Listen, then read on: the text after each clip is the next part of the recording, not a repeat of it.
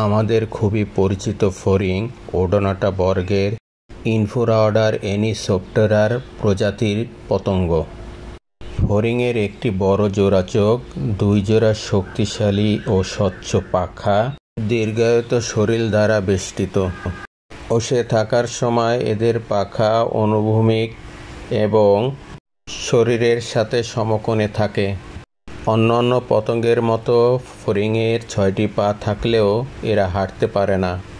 এদের পা কাঁটাযুক্ত এবং ডালপালায় বসার উপযোগী। ফড়িংয়ের মাথা বড় হলেও এরা ইচ্ছে মতো ঘোরাতে পারে। এদের সাধারণত পুকুর, হ্রদ, ঝর্ণা এবং জলাভূমির আশপাশে দেখতে পাওয়া যায়, কারণ এদের লার্ভার নিম্ফ হিসাবে পরিচিত হল জলজ। নিম্ফ আক্রান্ত হলে ব্যথা উদ্রেককারী কামড় বসাতে পারে। সেক্ষেত্রে ধ্বংসিত স্থানটি ভালোভাবে পরিষ্কার করে নেওয়া উচিত, তা না হলে ফোস্কা আকার ধারণ করে রোগ সংক্রমণ করতে পারে।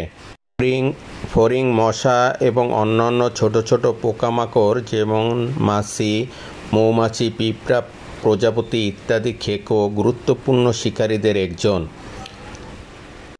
যেহেতু এরা মশামাছি খেয়ে থাকে, তাই এদেরকে সাধারণত মানুষের উপকারী পতঙ্গ হিসাবে পরিচিত।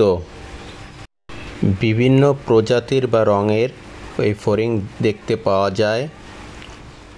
এরা দেখতে বেশ সুন্দর এবং প্রকৃতিকে সৌন্দর্যমণ্ডিত করে থাকে।